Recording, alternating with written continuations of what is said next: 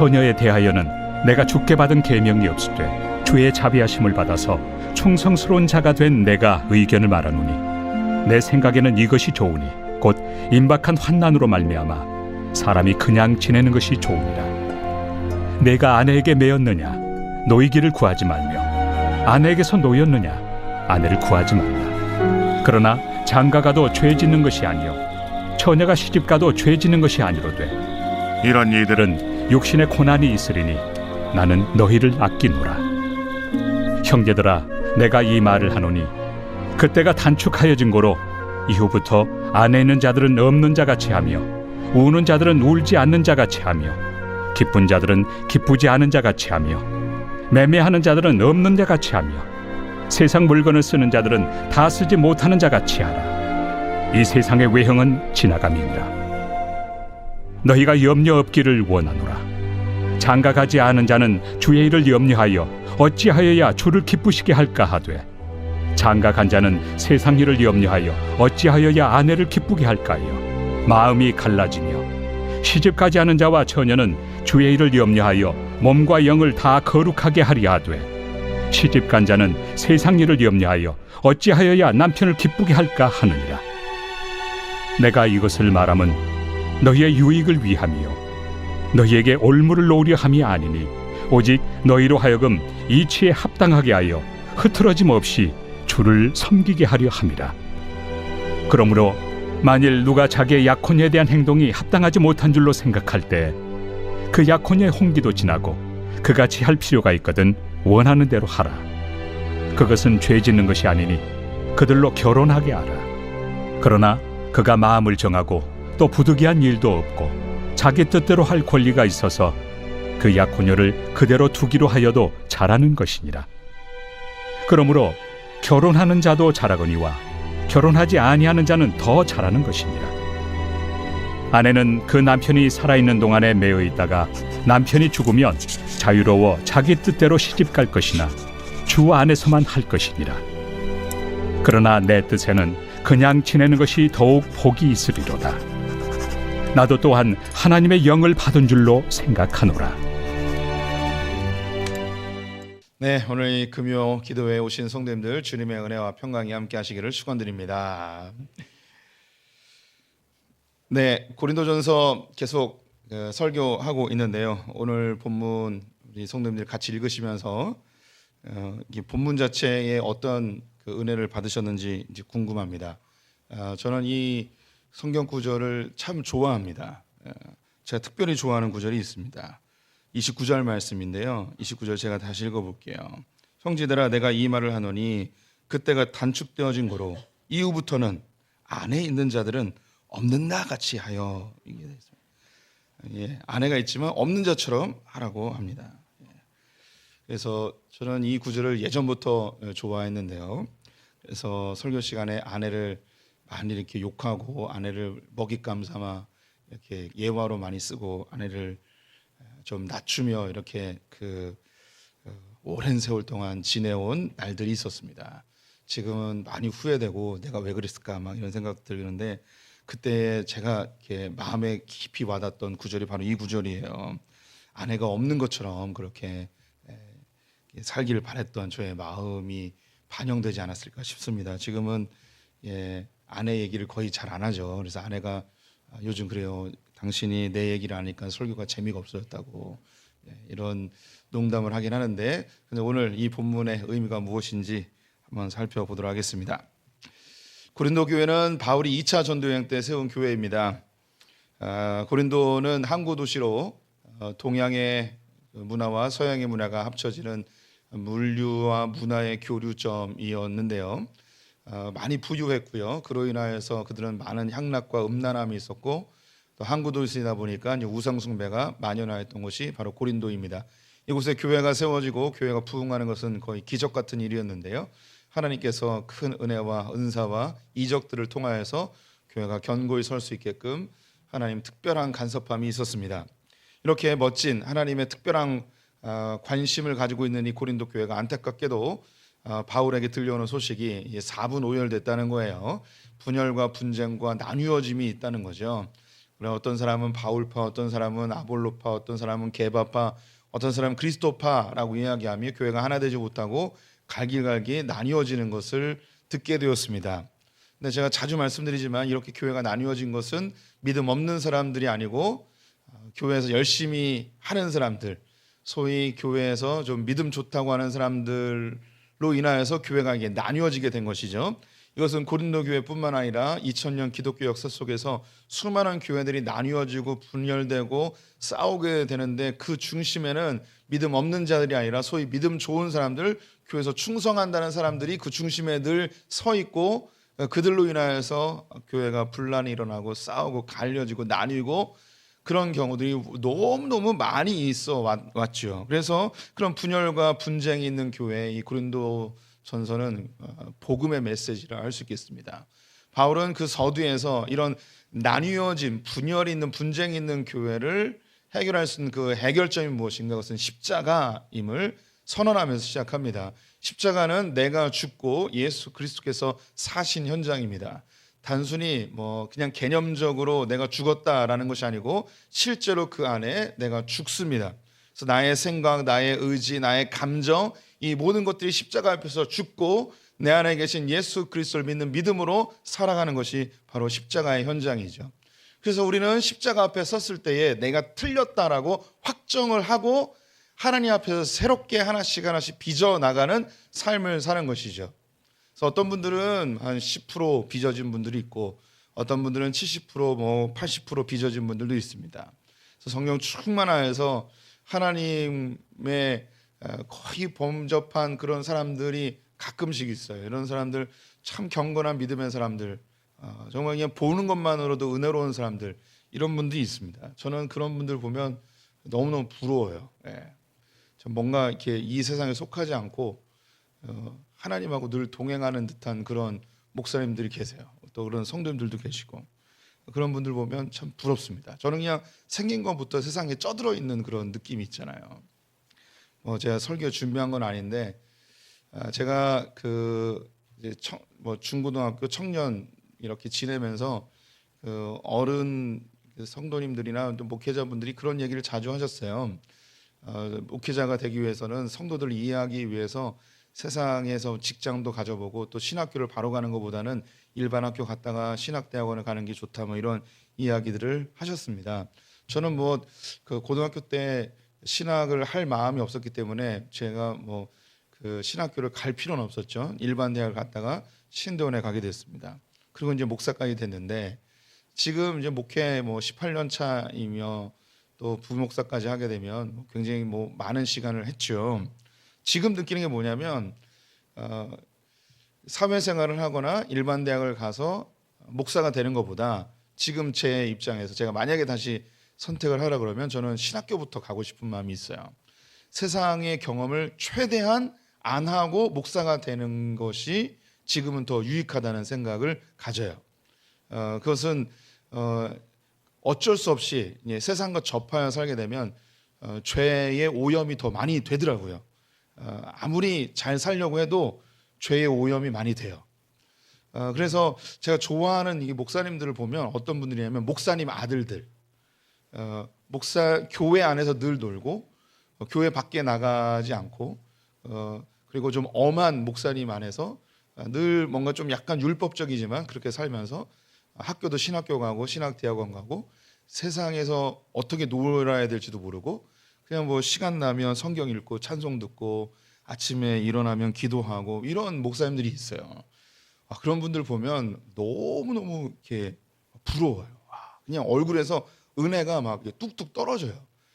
제가 우리 성도님들한테 그런 분들을 앞으로 계속 좀 모실 계획이에요. 그냥 얼굴만 봐도 그냥 은혜로운 분들, 별로 보고 싶어하지 않는 얼굴들이시네요. 네.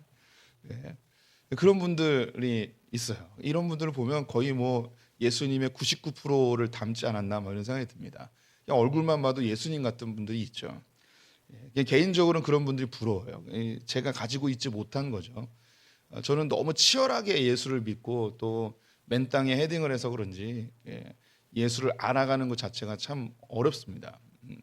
제가 가깝게 지내던 선배 목사님이 있었는데 저는 막 기도하고 막 씨름하면서 깨달은 어떤 것이 있는데 그분은 이미 어릴 때부터 깨닫고 있었어요. 이런 거 보면 미쳐버리겠는 거예요. 그래서 야, 이게 정말 그 십자가를 물고 태어나는, 금수저가 아니라 십자가를 물고 태어나는 사람들 있잖아요. 태어날 때부터 믿음이 참 좋은 경건한 가정에서 태어난 이분들, 그냥 부모님이 살아온 모습에서 그냥 습득되어진 경건의 삶, 이런 모습을 보면 이분들은 일단 출발점이 다른 거죠. 저는 그 죄악 중에 태어나서 저 마이너스 100에서 출발했다면 그런 분들은 이미 플러스 50, 플러스 80에서 시작한 분들 이렇게 보면서 참 이렇게 그 부러움을 많이 갖고 있습니다. 그래도 우리 성도님들이 너무 낭망하지 않아도 되는 게 뭐냐면 우리가 이렇게 성장해 가는 중이에요. 우리가 이제 5%만 성화됐다고 해서 이 사람이 성화가 안 된 게 아니고 90% 됐다고 해서 이 사람이 더 훌륭하거나 뭐 그런 건 아닙니다.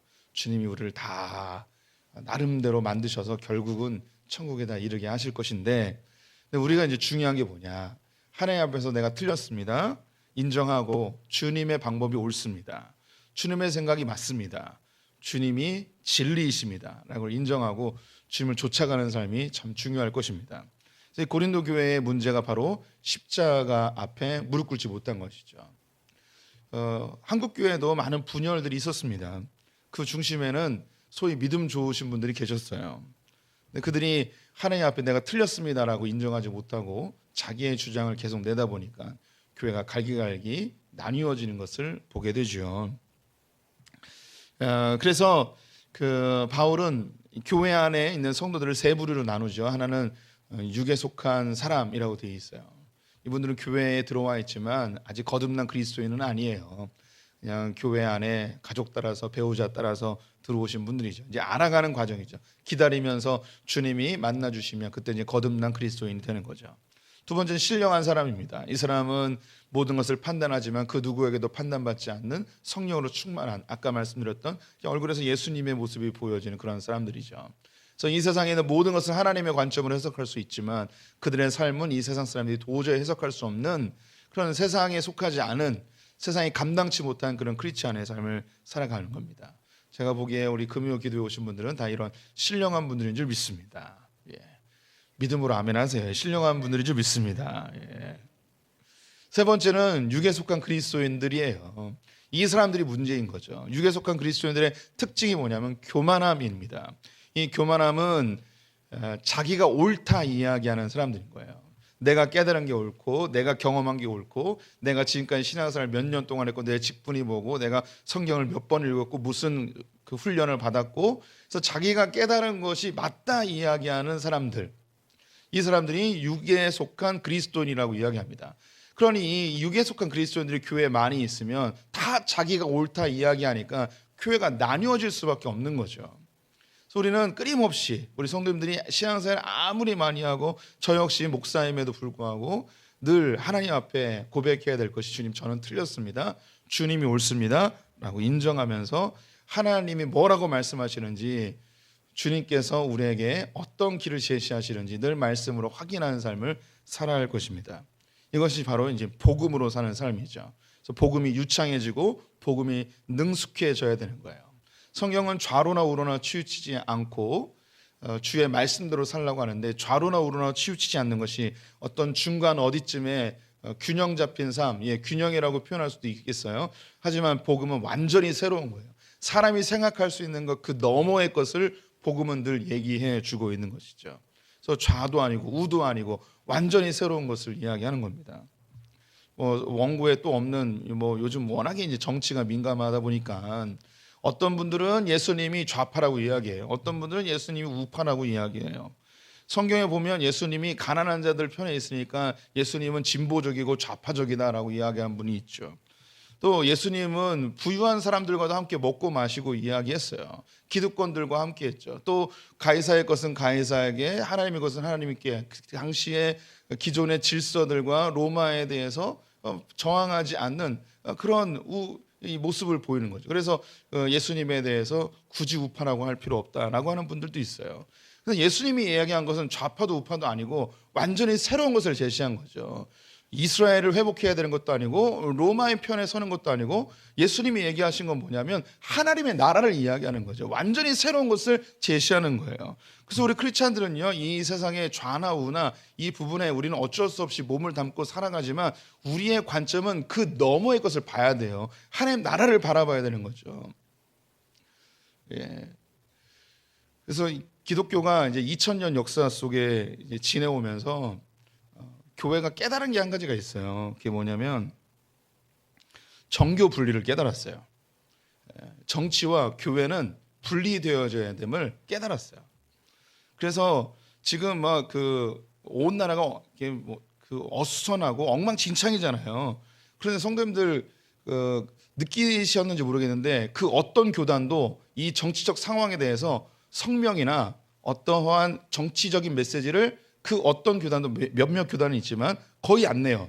왜 안 내냐면 한국 교회는 정교 분리, 특히 이제 한국 장로교는 우리 교단을 포함해서 정교 분리를 확실하게 따르고 있어요. 그래서 이 부분에 교회에는 자신의 시선에 따라서 좌도 있고 우도 있어요. 그러면 교회가 그 어떤 목소리를 내게 되면 이것은 정치적인 성향으로 비춰질 수밖에 없죠. 그래서 청교도인들이 영국에서 넘어와서 미국을 세우면서 정교 분리를 외쳤고 또 종교개혁자들이 정교 분리를 주장하였어요. 정교 분리를 주장한 것의 근본적 배경은 뭐냐면 크리스찬들은 좌도 우도 아니고 하나님 나라를 위해 사는 사람들인 것을 선언하는 거예요. 그런데 이 땅에서 완벽하지 않지만 하나님의 그런 나라의 질서를 어떻게든 만들어 보려고 애를 쓰지만 이 세상을 포기해버리는 이원론자들이 아니지만 그럼에도 불구하고 우리가 바라봐야 될 것은 완전히 새로운 세계 하나님의 나라를 바라보며 사는 것이죠. 그래서 우리 성도님들이 요즘처럼 혼란한 시대에 좌나 우나 너무 치우치면 안 돼요. 지금은 이 세계 너머에 있는 하나님 나라를 더 집중하셔야 돼요. 그래서 하나님이 뭐라고 말씀하시는지 더 집중하며 귀 기울이셔야 해요. 그래서 지난 시간에 얘기했듯이 우리는 민주주의 시대에도 하나님 나라를 추구해야 되고요. 혹시 우리나라가 누군가의 염려처럼 우리나라가 공산주의가 돼도 우리는 지하에서 예배드리면서 하나님 나라를 추구해야 돼요. 우리는 어쩌면 누군가의 이야기처럼 전 세계에서 두 번째로 잘 사는 나라가 될 수도 있어요. 저는 그런 나라가 되기를 바라요. 소망이에요. 그런 상황 속에서도 우리는 물질에 치우치지 아니하고 하나님 나라를 바라보며 살아야 해요. 또 누군가는 이 나라가 지금에 있는 모든 체제들이 무너지고 정말 그 세상에서 못 사는 나라 우리나라 망할지도 모른다고 이야기하는 사람들이 있어요. 진짜 어쩌면 우리는 그런 가난한 나라가 될 수도 있어요. 그렇게 안 되길 바라겠죠. 하지만 그렇게 될 수도 있어요. 세상에 영원한 건 없거든요. 그렇게 우리 성도님들이 가지고 있는 모든 재화들이 다 물거품이 되어버리는 그런 상황이 될지라도 우리는 하나님 나라를 바라보며 살아야 되는 거예요. 각자 바라보는 시각이 있고 꿈꾸는 것이 있는데 그것을 이루기 위해서 하나님 앞에 기도하며 이뤄내야겠죠. 하지만 그것이 전부가 아닌 거죠. 우리는 완전히 새로운 하나님 나라를 꿈꾸며 살아가야 될 존재들입니다. 이게 복음이에요. 그래서 내 삶 전체를 하나님의 관점으로 재정립해 나가는 거죠. 이것이 우리의 인생 가운데 하나하나 만들어지는 것이고 성화라 이야기하기도 하고 제자화라고도 이야기하고 올해 우리가 이야기하는 하나님의 성품에 참여하는 것이 되어지기도 합니다. 그래서 지금까지 공동체 안에 있는 음행에 대한 것, 성도 간의 송사에 대해서 또 개인의 음행, 결혼과 이혼에 대해서 이야기를 나눴습니다. 오늘은 독신과 결혼에 대한 이야기를 언급하게 될 텐데요. 이런 결혼이나 성적인 문제를 고린도전서에서 굉장히 많이 언급하고 있죠. 그것은 그 당시에 제일 중요한 이슈였기 때문입니다. 이 부분에 대해서 우리가 조금 깊이 하지만 약간은 어려울 수 있는데 이야기를 나눠보도록 하겠습니다. 인간의 제일 된 목적은 하나님을 영원롭게 하고 그분과 즐거워하는 것이라고 작년 내내 말씀을 드렸습니다. 우리 성도님들은 먹든지 마시든지 무엇을 하든지 하나님의 영광을 위해 살아가야 될 존재들입니다. 하나님이 우리를 선택하신 목적이라 이야기하겠죠. 하나님을 어떻게 영원롭게 하는가? 주님을 즐거워하면 영원롭게 할 수 있습니다. 주님을 어떻게 즐거워하느냐? 주님과 즐겁게 사귀면 되는 거죠. 하나님과 관계를 잘 맺으면 주님을 기뻐하고 주님은 영광을 받으십니다. 즉 우리 성도님들은요 주님의 영광을 위해 사는 존재들이에요. 이게 우리의 목표입니다. 그런데 우리가 인생을 살다 보면 이 목적과 수단이 목표와 수단이 뒤바뀌어 버리는 경우가 있어요. 어떤 목표를 이루기 위해서 수단을 활용하는데 목표는 사라져 버리고 이 수단이 더 우선이 되어지는 경우가 있는 것이죠. 우리는 하나님의 영광을 위해 살아야 되는 거 잘 알고 있어요. 그런데 하나님을 어떻게 영광스럽게 할 것인가를 고민하다 보니 이 하나님을 영광스럽게 하는 이 도구들, 이 수단들이 우리에게 더 우선이 되어지고 목적은 사라지고 이 수단만 남아버리는 경우들이 많이 있습니다. 제가 중학교 3학년 때 자전거를 샀습니다. 제가 중학교 다닐 때 자전거 붐이 불었어요. 그 MTB라고 하나요? 옛날에 이렇게 그 산악용 자전거 뭐 이런 게 유행하기 시작했습니다. 저 중학교 때는 갈매기 모양의 자전거가 유행했어요. 갈매기 자전거 아시는 분 있을 거예요. 그 손잡이가 이게 갈매기 모양으로 되어 있는 뭐 이런 자전거였어요. 근데 저는 그 자전거보다는 사이클이 갖고 싶었어요. 그래서 학교에서 집까지 걸어 다녔는데 조금 빨리 다니기 위해서 아버지가 자전거를 사주겠노라 해서 제가 사이클을 사달라고 했어요. 근데 대부분의 학생들이 그 MTB나 갈매기 모양의 자전거를 타고 다녔지만 제 자전거는 유난히 눈에 잘 띄는 사이클이었어요. 제가 봐도 너무 예뻤어요. 네, 사이클이었죠. 그런데 이것을 학교 교문 앞에 자전거가 쫙 이렇게 주차가 돼 있는데 거기에다가 묶어놨죠. 근데 공부를 했어요. 공부를 이제 수업을 듣는데 수업에 집중이 안 되는 거예요. 왜 집중이 안 되면 이 자전거를 누가 훔쳐가면 어떡하나 라는 이 근심과 걱정이 막 밀려오는 거죠. 그래서 학교가 끝나는 종이 딱 울리자마자 막 뛰어가서 내 자전거가 잘 있나 그걸 확인하고 자전거를 타고 또 집에 가고 그 다음날 와서 또 수업 시간에 집중하지 못하고 내 자전거는 어떻게 됐을까 여기에만 그 신경이 쓰여서 이 공부에 집중이 안 되는 거죠. 제가 갑자기 한 일주일쯤 지났는데 제가 깨달음을 얻었어요. 내가 자전거를 왜 샀지? 자전거를 산 이유는 학교를 좀 더 빨리 와서 학업에 좀 더 집중하기 위해서 자전거를 샀는데 이 자전거 때문에 오히려 학업에 집중하지 못한다는 걸 알게 됐죠. 목표는 학업을 더 잘하는 건데 그를 위해서 수단으로 자전거를 샀는데 이 자전거가 목표가 되어버리는 상황이 돼버린 거죠. 그래서 제가 결단을 내렸습니다. 어떤 결단이냐? 자전거를 엎어뜨렸습니다. 그리고 짓밟았습니다. 그리고 돌멩이를 가지고 이 자전거에 새 자전거에 코팅이 딱 돼 있잖아요. 그걸 다 긁었습니다. 그래가지고 상처를 냈습니다. 그래서 누가 봐도 오래된 자전거처럼 누가 봐도 흠모할 만한 탐스럽지 못한 그런 자전거를 만들어 버린 거죠. 그리고서 결단했죠. 나는 이 자전거는 학업을 위해서 산 거야 라고 하면서 그 다음부터 이제 자전거를 그렇게 계속 타고 다녔습니다. 우리 성도님들이 인생을 살면서 목적과 수단이 뒤바뀌어 버리는 경우들이 많이 있어요. 우리는 하나님의 영광을 위해 살아가고 싶은 자들이에요. 작년 내내 이야기했죠. 모든 자녀들이 부모님에게 기쁨이 되어지고 싶듯이 모든 크리스찬들은 우리 성도님들이 인정하고 싶지 않아도 모든 크리스찬들은 하나님의 자녀이기 때문에 하나님 앞에 잘 보이고 싶은 마음이 있어요. 경중의 차이는 있지만 다 잘 보이고 싶어 해요. 내가 뭐 착한 일을 하든 교회 봉사를 하든 어떤 헌신을 하든 헌금을 하든 어떻게든 하나님께 잘 보이고 싶은 마음이 누구에게나 다 있어요. 하나님께 영광을 돌리고 싶은 거죠. 그런데 이런 과정 속에서 목적과 수단이 뒤바뀌어 버리는 거예요. 내가 어떻게 하면 하나님께 영광을 돌릴 수 있을까?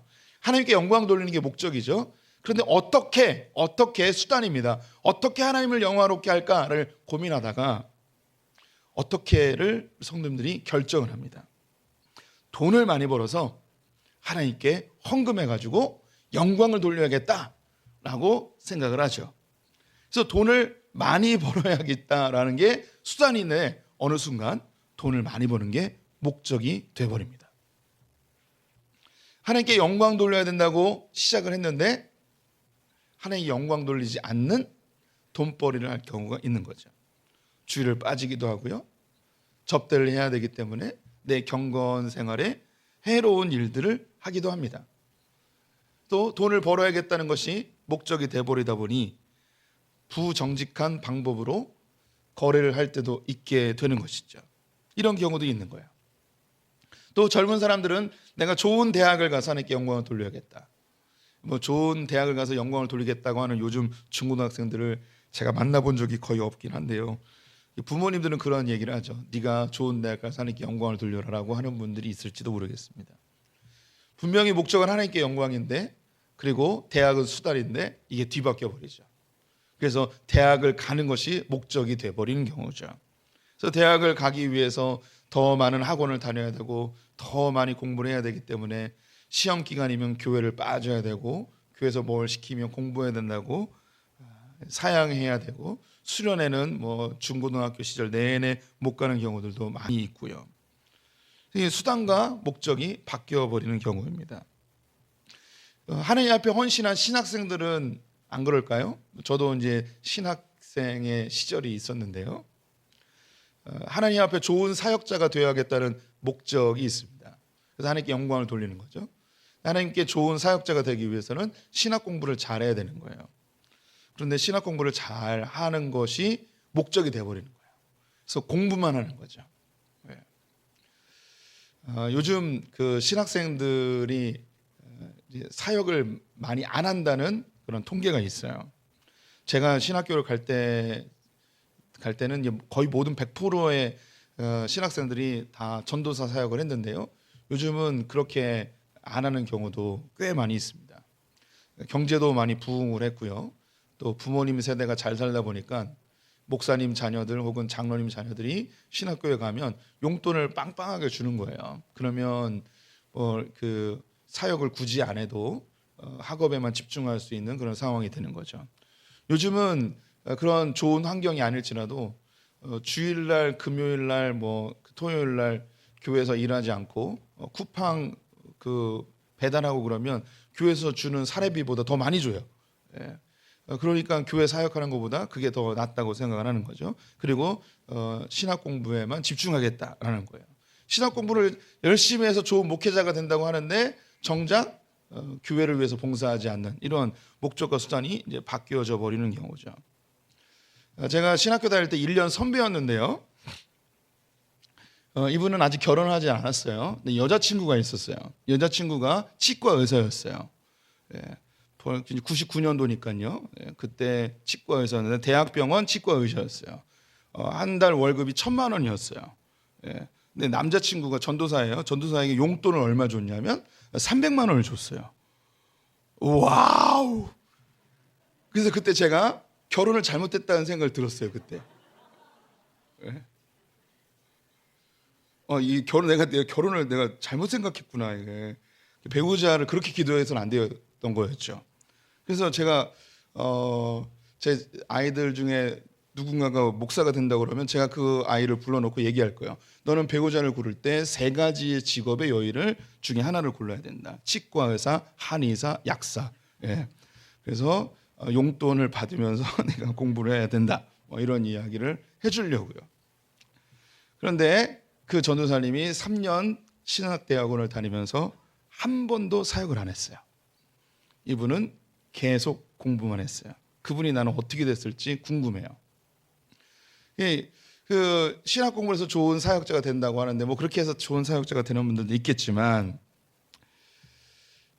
우리 성도님들이 그냥 또 뭐 그냥 아무 얘기나 해도 그냥 우리 성도님들 재밌죠? 그냥 아무 얘기나 하는 게. 그 신학교에서 뭘 배우냐면 우리 성도님들이 중에 그런 분들이 있어요. 성경을 더 알고 싶어서 신학교에 가고 싶다는 분들이 있어요. 근데 저는 그런 분들을 말려요. 신학교에서는 성경을 가르쳐주지 않아요. 신학교에서는 뭘 가르쳐주냐면 신학을 알려줘요. 그래서 신학교에 들어온 사람은 어떤 사람이냐면 성경을 이미 충분히 안 사람을 전제로 해서 신학을 알려줘요.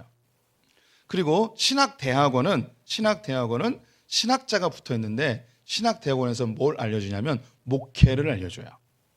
목회를 어떻게 해야 되는 건지 알려줘요. 그래서 학위 이름이 목회학 석사예요. 그래서 신학을 배우는 게 아니고 성경을 배우는 게 아니고 목회를 배우는 것이 신학대학원이에요. 그래서 그런 곳에 가면 성경을 배우는 게 아니고 목회를 배워야 되는 거죠. 그런데 신학대학원에 가서 안타까운 게 목회를 배우지 못하고 신학만 배우거나 성경만 배워서 나오시는 분들이 꽤 많이 있어요. 그러면 목적은 사라져버리고 수단만 있는 거죠. 그래서 신학대학원을 다니는 우리 뭐 여기 송주록 전사님도 있고 까요 전사님도 있는데 반드시 기억해야 될 건 목회를 배워야 되는 거예요. 신학교에서 이게 목적이에요. 우리 성도님들이 성경을 배우고 싶으면 소품교회 열심히 다니면 돼요. 목회자가 되고 싶으면 신학교를 가시면 되는 것이고요. 목적과 수단이 바뀌면 안 되는 거죠. 교회 봉사도 마찬가지예요. 우리 성도님들이 교회 봉사할 때 하나님 영광을 위해서 교회를 위해서 봉사를 한다고는 하지만 이 봉사가 내 신앙에 유익이 되기보다는 이것이 오히려 다툼이 되고 내 공로가 되어진다면 수단과 목적이 바뀌어져 버리는 거죠. 제가 예전에 다녔던 교회, 제가 고향 교회이기도 한데요. 제가 고향 교회에서 성장해서 그 교회 전도사 되는 게 제 목표였어요. 그러니까 교회를 사랑하다 보니까 그렇게 된 거죠. 2년 동안 사역을 했어요. 2년 동안 사역을 하니까 교회에 보이지 않던 부분들이 보이기 시작했어요. 그 중에 제가 큰 충격을 받았던 그 2가지 사건이 있었는데, 하나는 성찬식 준비하는 권사님들 때문에 깜짝 놀랐고, 2번째는 식당에서 봉사하시는 권사님들 때문에 깜짝 놀랐어요. 저는 예전에 청년 때 평신도 때는 예배 드리고 뭐 집에 가고 이게 끝이었잖아요. 그럼 예배가 1부, 2부 혹은 3부 있으면 예배를 드리고 다음 예배는 안 드리고 교회를 돌아볼 때가 있습니다. 그런데 주방에서 일하시는 권사님이 그때 한 3분 정도가 있었는데 1부 예배 때 오셔서 식당 봉사를 하시더라고요. 2부 예배 때는 어떻게 되냐면 예배를 드리러 가야 되잖아요. 예배 안 드리고 식당에서 얘기하고 있는 거예요. 깜짝 놀랐어요. 얘기하고 있다는 게 놀고 있는 거죠. 예배 안 드리고. 그 다음 주에도 가봤어요. 똑같이 놀고 있었어요. 제가 깜짝 놀랐어요. 이분들은 교회에 오는 게 식당 봉사하러 밥 해주러 오는 거예요.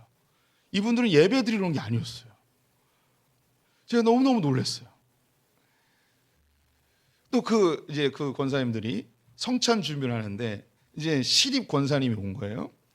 그래서 성찬 준비하는데 잘 모르니까 그 포도주를 맛본다고 이렇게 찍어서 이렇게 맛본 거예요. 그랬더니 손을 팍 때리면서 어디 싸가지 없이 뭐 이렇게 얘기하는 거예요. 아니 그럴 수도 있죠. 그런데 이게 하나님의 영광, 하나님의 일을 한다면서 정작 그들의 진짜 목적, 교회 오는 건 예배 드리러 온 게 우선이죠. 그리고 성찬의 목적은 성도의 교제가 우선인데 이 일을 잘하기 위해 하는 것이 목적이 돼버리는 경우가 있습니다.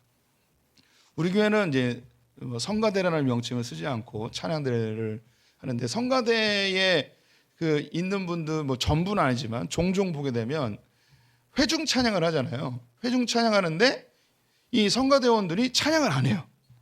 네. 성가대원들이 찬양을 왜 안 할까요?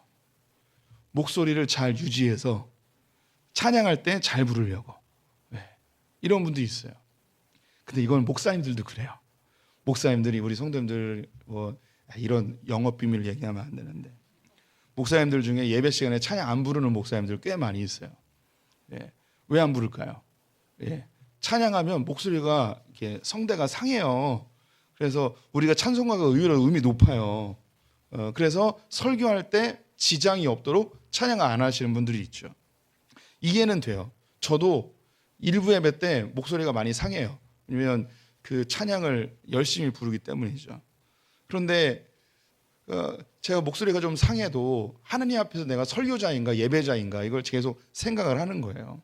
그래서 일부 예배 오시는 분들 제 목소리가 형편없더라도 이해해 주세요. 목사님이 찬양을 열심히 불렀구나. 지금도 목소리가 상당히 안 좋은 상태죠. 예, 저 원래 물 한 모금 마시면 목소리가 변해요. 제 목소리는 원래 이렇게 아름답습니다. 근데 찬양하고 부르면 목소리가 다 상해버리죠. 우리가 목적과 수단이 이렇게 바뀌어버리는 경우들이 많이 있어요.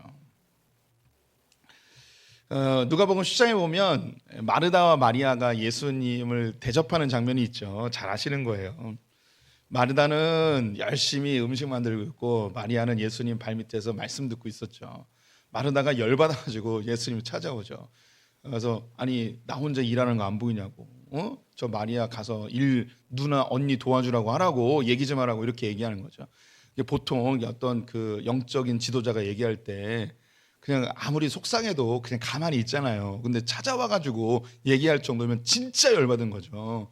마르다가 진짜 열받은 것 같아요. 그런데 이게 요번에만 그런 것 같지 않아요. 이게 한 번 그래서 사람이 열받 안 받거든요. 한번 수차례 이 마리아를 보면서 욕할 뻔했네요. 그렇게 막 열받아 가지고 하죠. 근데 예수님께서 마리아에 대해서 얘기합니다. 더 좋은 것을 택했다고. 주님 앞에 나오는 것은 하나의 말씀 듣고 주님과 친밀해지고 주님과 사귀는 것이지 일하는 게 목적이 아니라는 거죠. 목적과 수단이 바뀌어지는 경우들이 많이 있어요. 구약의 예배가 하나님이 다 지겹다고 역겹다고 귀 막고 눈을 가려버리겠다고 그들은 열심히 예배드렸지만 하나님은 받지 않았어요. 왜냐하면 목적이 하나님을 만나고 주님을 높여드리는 것이 목적이어야 되는데 그 예배 자체가 목적이 돼버리는 거죠. 좋은 재물과 정성을 다해서 드리며 하나님을 감동시켜서 자신들이 원하는 걸 얻어내려 하는 목적과 수단이 바뀌어버리는 것입니다. 오늘 이제 독신과 결혼에 대한 이야기 있는데 왜 제가 이제 목적과 수단에 대한 이야기를 계속 하고 있는가? 오늘 그 25절, 26절을 보시게 되면 제가 한번 읽어볼게요. 처녀에 대하여는 내가 주께 받은 계명이 없으되 주의 자비하심을 받아서 충성스러운 자가 된 내가 의견을 말하노니 내 생각에는 이것이 좋으니 곧 임박한 환난으로 말미암아 사람이 그냥 지내는 것이 좋으니라. 처녀요, 여기에는 총각도 해당이 되는 거예요. 결혼하지 않은 사람들이요 그냥 혼자 지내는 것이 좋습니다라고 이야기합니다. 독신들이 혼자 살래요. 네. 결혼하지 말라는 거죠. 왜 결혼하지 말라고 할까요? 결혼하지 말아야 될 이유에 대해서 32절부터 34절까지 있습니다. 이건 우리 같이 한번 교독해 보기를 원하는데요. 제가 먼저 읽어볼게요. 32절. 너희가 염려 얻기를 원하노라. 장가가지 않은 자는 주의 일을 염려하여 어찌하여야 주를 기쁘게 할까 하되 장가간 자는 세상 일을 염려하여 어찌하여야 아내를 기쁘게 할까 하여 같이 읽습니다. 마음이 갈라지며 시집가지 않은 자와 처녀는 주의 일을 염려하여 몸과 영을 다 거룩하게 하려 하되 시집간 자는 세상의 일을 염려하여 어찌하여야 남편을 기쁘게 할까 하느니라. 네, 결혼보다 독신이 나은 이유가 뭐냐면 결혼하게 되면 매이는 게 많아진다는 거예요. 남편은 아내에게 매이게 되고 아내는 남편에 의하여 매이게 되어진다는 거예요. 그 머리의 생각이 어떻게 하면 남편을 기쁘게 할까, 어떻게 하면 아내를 기쁘게 할까, 이 생각이 떠나지 않는다는 거죠. 없애려고 해도 없어지지 않는 거예요. 근데 이 구절은 제가 볼 때 사이 좋은 부부에 대한 이야기인 것 같고 사이 안 좋은 부부는 어떻게 하면 기쁘게 할까 아니라 어떻게 하면 죽여버릴까 이 생각을 하게 되는 거죠. 어쨌든 사이가 좋든 안 좋든 관계없이 우리의 그 생각의 일부분은 아내에 대해서 남편에 대해서 배우자에 대한 생각을 할 수밖에 없는 거예요. 또 그 사이에서 태어난 아이가 있다면 그 아이로 인하여서 무엇인가 고민하게 되고 또 좋으면 좋은 대로 에너지와 관심과 그런 것이 소비가 되어지는 것이죠. 한국 같은 경우에는 뭐 시댁이나 처가나 뭐 이런 것들이 뭐 또 연관이 되어집니다. 자녀가 아프거나 배우자가 아프거나 그리고 자녀들이 입학식을 해야 된다든가 졸업식을 해야 된다든가 뭐 이런 일이 있으면 안 갈 수가 없는 상황이 되는 거예요. 시간과 재정과 또 나의 열정과 이런 것들 관심사항이 거기에 소모될 수밖에 없는 거죠.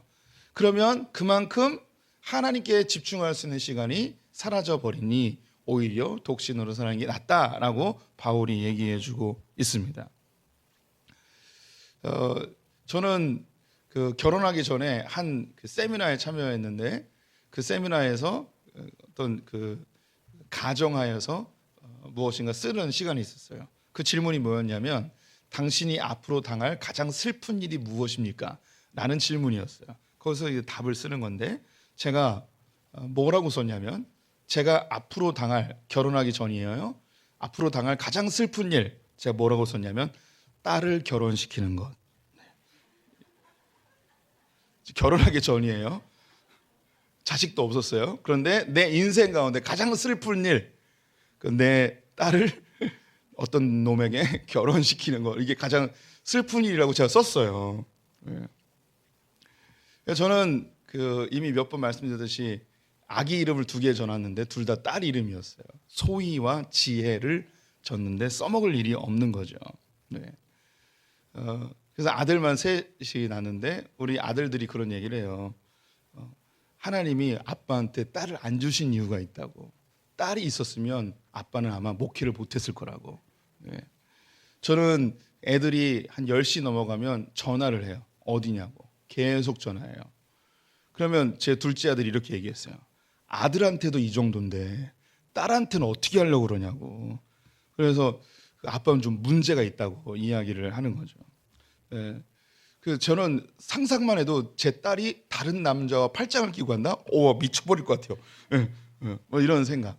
그래서 저는 하나님이 딸을 정말 안 주신 것 같다는 생각도 들긴 해요. 제가 뭘 얘기를 하냐면 우리가 결혼함으로 인하여서 우리의 에너지와 재정과 우리의 관심이 상당 부분 그 부분으로 흘러가게 되어 있어요. 하나님께만 온전히 집중하지 못하는 거죠.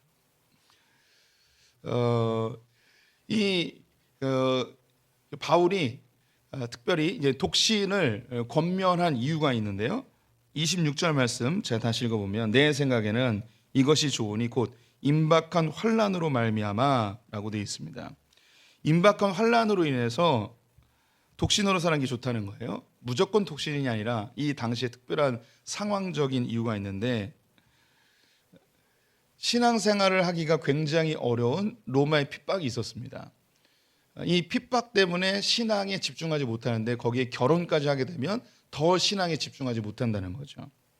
그래서 결혼하지 말고 홀로 지내라 이야기를 하고 있습니다. 그러면 우리 성도님들이 결혼해야 되겠습니까? 결혼하지 말아야겠습니까? 오늘 결혼하지 말라고 이야기했는데 그게 목적이 아니에요. 결혼을 하느냐 하지 마느냐 이게 목적이 아닙니다. 오늘의 핵심 구절이라 할 수 있는데요. 35절 말씀 우리 같이 읽어보도록 하겠습니다. 35절 함께 읽겠습니다. 내가 이것을 말함은 너희의 유익을 위하며 너에게 올문을 놓으려 함이 아니니 오직 너희로 하여금 이치에 합당하게 하여 흐트러짐이 없이 주를 섬기게 하려 함이라. 내가 이것을 말하면 너희의 유익을 위함이래요. 그 유익이 뭐냐면 흐트러짐 없이 주를 섬기게 하려는 것. 우리 모든 크리스찬들의 삶의 목표는 하나님을 영화롭게 하는 것입니다. 주님을 섬기는 것이라고 할 수도 있겠죠. 주님과 교제하고 주님의 영광을 위해 사는 것이 모든 크리스찬들의 사명이며 부르심이며 우리의 삶의 방향성입니다. 그런데 우리의 인생 가운데 있는 수많은 것들이 하나님을 영화롭게 하는 것에 수단이 되어야 되는데 이것이 목적이 되어지고 오히려 하나님께 가까이 가지 못하게 하는 걸림돌이 되는 경우들이 많이 있습니다. 우리 성도님들이 결혼을 왜 하십니까? 아니 연애부터 이야기해 볼까요? 왜 연애를 할까요? 외로움 때문에, 사랑하는 감정 때문에. 그런데 많은 크리스찬들이 연애를 시작하면 하나님하고 멀어지죠. 왜? 교회 안에서 만났음에도 불구하고 하나님과 멀어지게 됩니다. 저는 연애가 하나님과 멀어지게 하는 연애는 올바른 연애라고 생각하지 않아요. 왜냐하면 하나님이 우리와 연애하시는 분이기 때문에 그 연애라는 걸 통해서 하나님께 더 가까이 갈 수 있게 하는 도구가 되는 것이죠. 그런데 하나님과 멀어지게 하는 이 연애라면 이건 우리가 차라리 안 하는 게 나은 거죠. 결혼도 마찬가지입니다. 결혼을 하는 이유, 우리의 외로움, 사랑하는 마음, 함께 살고 싶은 마음, 뭐 여러 가지가 있겠죠. 근데 이 결혼을 통해서 하나님을 더 영화롭게 하고 하나님께 더 알아가고 하나님께 더 가까이 가는 수단이 되어야 되는 것이죠. 그런데 이 결혼으로 인해서 하나님과 멀어진다면 이건 우리가 깊이 고민해 봐야 되는 거예요. 아내를 너무 사랑하고 남편을 너무너무 사랑하고 아내를 너무 의지하고 남편을 너무 의지하는 것이 하나님을 의지하는 것보다 더하다면 이 결혼은 차라리 안 하는 게 나을 수도 있는 거죠. 결혼 때문에 하나님과 멀어진다면 이 결혼에 대해서 심히 고민해 봐야 되는 거예요. 독신도 마찬가지예요. 하나님이 우리에게 독신으로 살아가는 것은 독신으로 하나님께 더 집중하고 더 가까이 가게 하기 위함인데 이 독신이 오히려 방탕하고 음란하고 방종하는 삶을 살게 한다면 이것은 홀로 사는 게 더 옳지 않은 것이죠. 그래서 바울은 구체적으로 우리의 신앙에 걸림돌이 되어지는 우리의 신앙을 매이게 하는 몇 가지의 예들을 이야기하고 있습니다. 그것이 제가 서두에 이야기했던 아내가 있는 자들은 없는 자같이 하며, 이게 첫 번째예요. 제가 결혼을 했다 할지라도 총각 때나 결혼했을 때나 하나님을 섬기는 것은 똑같아야 된다는 거예요. 내가 결혼을 했기 때문에 하나님을 섬기는 것의 절반을 아내에게 투자해야지, 이러면 안 된다는 거예요. 결혼을 했어도 아내가 있어도 아내가 없는 것과 똑같은 하나님을 위한 삶을 살아야 된다는 거예요. 이해가 되셨는지 모르겠습니다. 내가 총각 때는 하나님을 잘 섬기다가 결혼한 다음부터 하나님을 잘 안 섬기는 사람이 있어요. 제가 여기에 해당되시는 분이 있다면 용서하고 들으세요. 청년 때까지는 주일학교 교사 잘하다가 결혼하는 순간 주일학교 교사를 딱 안 해버리는 이런 사람들이 있단 말이죠. 찬양대 열심히 하다가 결혼하는 순간 안 해버리는 거죠. 이러지 말라는 거예요. 결혼이 뭐 그렇게 대단합니까? 결혼이 영원할까요? 내 배우자가 영원히 나를 행복하게 해줄까요? 아니에요. 다 스쳐 지나가는 거예요. 여기 31절 맨 끝에 보면 이 세상의 외형은 지나감이니라. 다 지나가는 거예요. 그렇게 영원히 나를 사랑해 줄 것 같은 그 배우자 아니에요. 그 다 배신당하는 거죠. 주님만이 변함이 없으시죠. 그래서 이 결혼했을 때나 결혼 안 했을 때나 주님을 똑같이 섬기는 자가 되어야 하는 것입니다. 두 번째 30절에 우는 자들은 울지 않는 자같이 하며, 슬픈 일을 당했어요. 그런데 슬픈 일을 안 당한 것처럼 살으래요. 슬픈 일을 당하면요, 자기 연민에 빠져요. 그리고 하나님을 자기 슬픔을 위로하는 것으로 이용하려고 그래요. 그리고 더 안 좋은 건 뭐냐면, 내가 슬픈 일을 당했기 때문에 잠시 신앙생활 멈출게요 라고 하는 분들도 있어요. 내가 슬픔에 휩싸여서 하나님 섬기는 것을 중단해버리는 경우도 있어요. 교회에서 교육자들이 뭔가 그 봉사를 권유할 때 그렇게 슬픔을 당한 분들에게 사실 쉽게 권유하지 못해요. 사랑방장 해주시겠어요? 혹은 교사 해주시겠어요? 사역자들도 그렇게 권면하기 어려워요. 그런데 성경은 뭐라 이야기하냐? 내게 슬픈 일이 당했어도 슬픈 일 없는 것처럼, 옛날에 슬픈 일 안 당했을 때 섬겼던 것처럼 슬픈 일을 당했을 때도 똑같이 하나님을 섬기라는 거예요. 슬픈 일이 내가 하나님께 가까이 가고 주님께 영광 돌리는 것에 아무런 지장이 되어서는 안 된다는 거죠. 내가 사업이 망하고 쫄딱 망했을지라도 창피하고 내가 이 모습으로 어떻게 하나님을 섬기는 아니라는 거예요. 슬픈 일 당했어도 그 전이나 슬픈 일 당했을 때나 똑같이 하나님을 섬기는 거죠. 우리의 목표는 하나님 영화롭게 하는 거기 때문이죠. 그 뒤에 기쁜 자들은 기쁘지 않은 자같이 하며, 좋은 일이 생겼어요. 부유해졌어요. 아주 잘 나가요. 그러면 그때에 우리 교육자들도요, 부담이 돼요. 너무 잘 나가는 사람한테 뭐 부탁하기가 어려워요. 저는 우리 교회에 연예인이 오는 게 굉장히 부담스러워요. 연예인 안 왔으면 좋겠어요. 연예인이 왔는데 제가 주일학교 교사 좀 해주십시오, 이렇게 얘기할 수 있을까요? 쉽지 않을 것 같아요. 사랑방장 해주시겠어요? 라고 하면 쉽지 않을 것 같아요. 근데 그런 연예인들을 감당할 수 있는 그런 교회 목사님들이 또 있어요. 그런 교회 많이 가야죠. 우리 교회에 삼성 이재용 회장이 우리 교회 등록했다고 해봅시다. 그럼 저는 어떨까요? 이재용 형제님, 저와 같이 복음 대화 하시겠어요? 교회 주차 봉사 좀 해주시겠어요? 이렇게 이야기하는 게 참 쉽지가 않아요. 그래서 사실 쉽지가 않아요. 우리 교회 이렇게 국회의원이나 대통령이 등록했다고 해봅시다. 그런데 우리 성도님들이, 교육자들이 그렇게 대하기도 어려운데, 자기가 좀 사회적으로 이렇게 높아지고 뭔가 좀 지위가 있고 기쁜 일이 있고 그러면, 아유, 내가 옛날에는 했어도 지금 내가 이 신분에 이 위치에 뭘 하겠어, 이런 생각이 들어요. 그런데 성경은 뭐라 이야기하는가? 기쁜 자들은 기쁘지 않은 것처럼, 내가 그렇게 잘 나가도 잘 나가지 않았을 때 주님을 섬겼던 것처럼 잘 나갈 때도 주님을 그렇게 섬겨야 하는 거예요. 우리의 목표는 하나님 영화롭게 하는 거예요. 그 모양과 형태는 조금 다를지라도 우리의 목표는 하나님 영광을 위해 사는 거죠.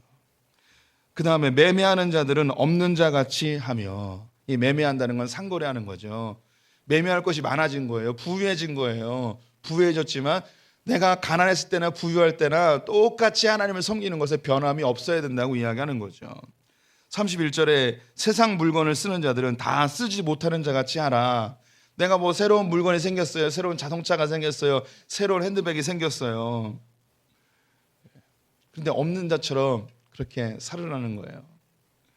우리 성도님들이 교회에 예쁜 옷 입고 오면, 후질구레한 입고 오면 교회 봉사하고 봉사 청소하는데, 예쁜 옷 입고 오면 이런 옷 입었는데 어떻게 봉사하냐. 아니에요. 예쁜 옷 입을 때나 후질구레한 옷 입을 때나 똑같이 하나님을 섬기는 거죠. 우리의 목표가 하나님을 섬기는 것인데, 이 하나님을 섬기는 것에 장애물이 되는 것은 그 어떤 것도 없어야 된다는 거예요. 그것이 독신이든 결혼이든 부유함이든 가난함이든 슬픈 일이든 기쁜 일이든 관계없이 하나님을 섬기는 것에는, 주님의 영광을 위해 사는 것에는 그 어떤 것도 장애물이나 매임이 되어서는 안 된다는 것입니다. 우리 성도님들이,